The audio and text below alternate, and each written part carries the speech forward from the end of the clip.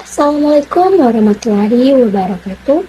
Perkenalkan, nama saya Syahidatul Uyun dengan nomor stambuk A1112417 dari kelas A. Pada kesempatan ini, saya akan mempresentasikan tentang 3 kurikulum terakhir yang digunakan di Indonesia.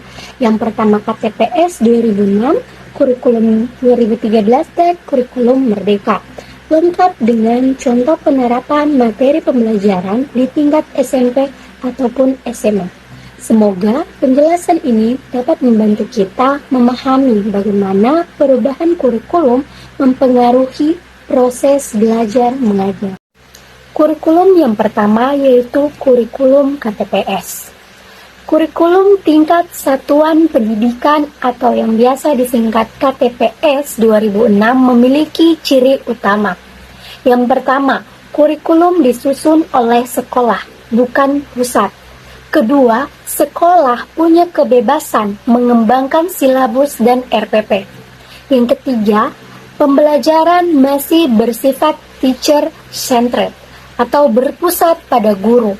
Yang keempat, kompetensi dasar atau disingkat KD menjadi acuan utama pembelajaran. Implementasi yang saya ambil untuk kurikulum KTPS ada pada materi teks deskripsi. Kalau pakai KTPS, guru biasanya mulai dengan penjelasan materi secara langsung. Misalnya, guru menjelaskan apa itu teks deskripsi, apa strukturnya, dan ciri-cirinya. Setelah itu, siswa diminta membaca contoh teks dari buku paket.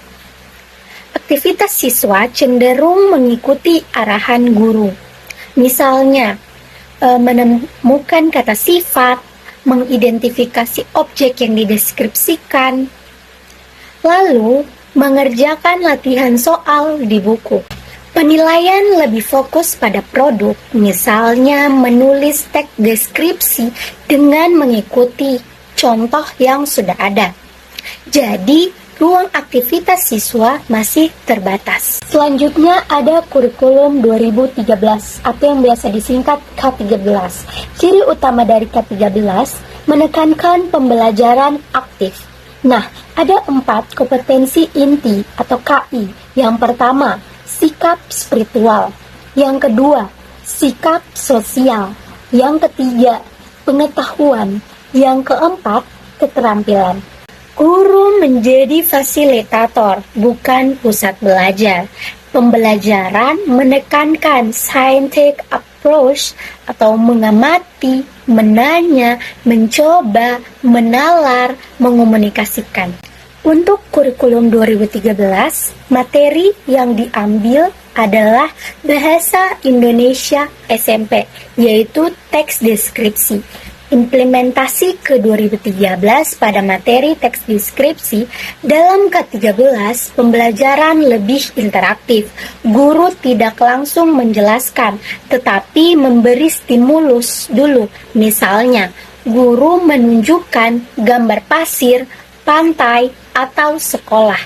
Kemudian siswa diminta mengamati gambar, menanyakan hal apa yang mereka lihat, mencoba membuat paragraf deskripsi dari hasil pengamatan, menalar, mengecek apakah paragraf sudah sesuai struktur, mengomunikasikan, membaca hasil tulisan di depan kelas.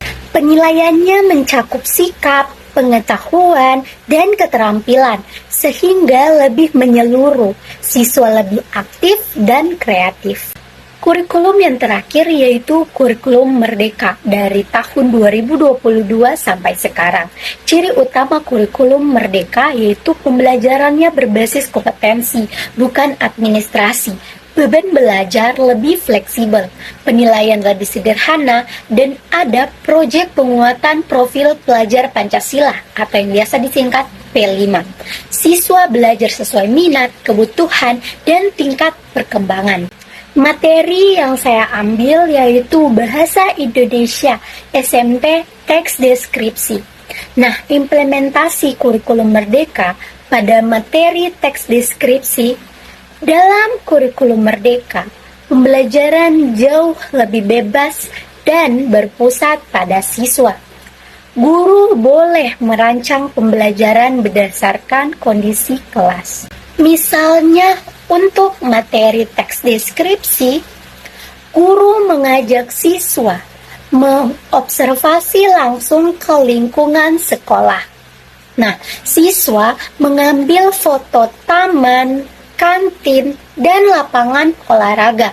Lalu mereka menulis teks deskripsi berdasarkan yang pertama, pengalaman langsung, kedua, hasil pengamatan sendiri, ketiga, kosakata sensorik, yaitu melihat, mendengar, mencium, dan meraba. Siswa bisa membuat pertama teks deskripsi, kedua poster slide presentasi, yang ketiga atau video pendek tentang tempat yang mereka amati. Nah, guru fokus mendampingi dan memberi umpan balik, penilaian menekankan proses, ditambah aktivitas bukan hanya hasil akhir. Kita bisa melihat bahwa KTPS lebih berpusat pada guru, K13 mulai aktif dan sistematis, sedangkan kurikulum Merdeka memberi ruang siswa berkembang sesuai minat dan kemampuannya. Dari tahun ke tahun, pendidikan Indonesia semakin menekankan kemandirian, kreativitas, dan pengalaman belajar nyata. Demikian presentasi dari saya tentang 3 kurikulum terakhir di Indonesia beserta implementasinya. Semoga dapat menambah wawasan kita semua tentang bagaimana sistem pendidikan berkembang dari waktu ke waktu. Terima kasih. Wassalamualaikum warahmatullahi wabarakatuh.